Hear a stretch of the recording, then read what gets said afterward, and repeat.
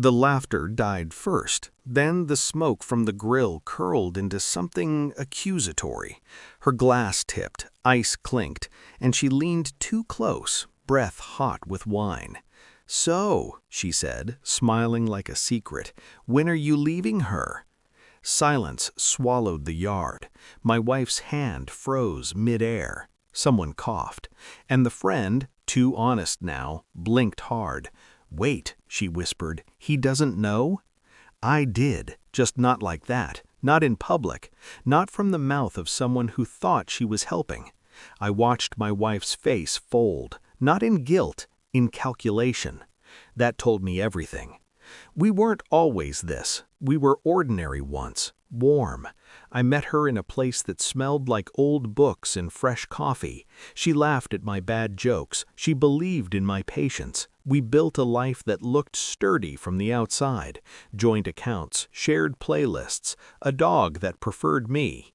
Trust grew quietly. That's how it always does. You don't notice it until it's gone. The first crack was small. A phone turned face down, a new password. She said it was work. I believed her, because belief is a habit. Then the late nights, the sudden gym membership she never used, the way she started correcting my memories, gaslighting dressed as concern. I didn't explode. I cataloged dates, times, changes in tone. I watched patterns bloom like bruises. The proof arrived politely. A message preview lighting her phone while she showered, a name saved as a woman's, a line that didn't bother hiding, "Can't wait to stop pretending." I felt the cold then, not anger, clarity. I didn't confront her. I adjusted my posture. I called a lawyer before I called a friend. I copied files. I documented everything. I learned how to disappear in plain sight. I rerouted my paycheck. I froze my credit. I opened an account she didn't know existed. I kept smiling. I kept cooking. I kept showing up.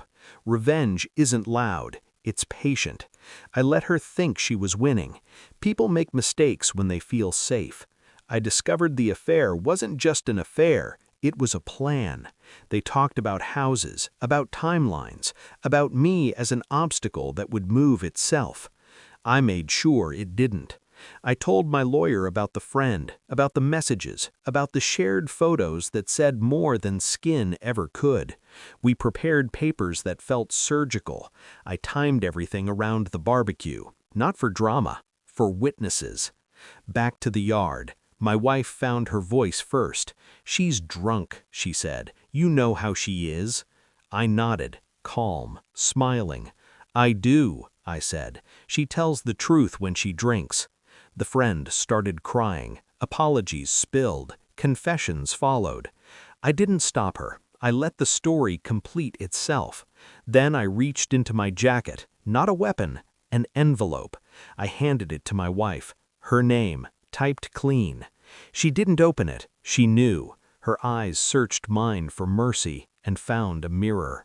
"I know," I said quietly. "I've known for months." She stammered. She tried to touch my arm. I stepped back. Boundaries are powerful when you finally draw them. The guests watched. Phones stayed down. This wasn't entertainment. This was consequence. The papers covered custody terms for the dog, asset division, a clause about infidelity she'd forgotten we signed years ago when love felt invincible. She read fast. She always did when she was scared. "I planned this," I said. "Not cruel, precise. I gave you time to stop. You used it to pack lies." She cried then, real tears. I didn't feel triumph. I felt relief. The friend left first. Shame is heavy. The others followed, murmuring, avoiding my eyes. The yard emptied. The grill cooled. Inside, the house felt like a set after the cameras leave. She sat at the table, smaller now. I stood, taller. "You don't get to rewrite me," I said. "You don't get my patience as an exit strategy." She asked if there was anything left to save. I shook my head. I saved myself. Weeks later, the fallout finished its work. Her affair partner vanished when reality showed up with invoices and clauses. Friends chose sides, silence chose hers. I moved into a place with light and space. I slept without listening for lies. I drank coffee that tasted like mornings again. This is my confession. I didn't ruin her. I let the truth do it. I learned that justice doesn't need applause, it needs timing, and the courage to stay calm when everyone expects you to break. When I think of that night, I don't remember the silence. I remember the moment I realized I was free. Standing in my own yard, holding an envelope, watching the story end exactly where it deserved to.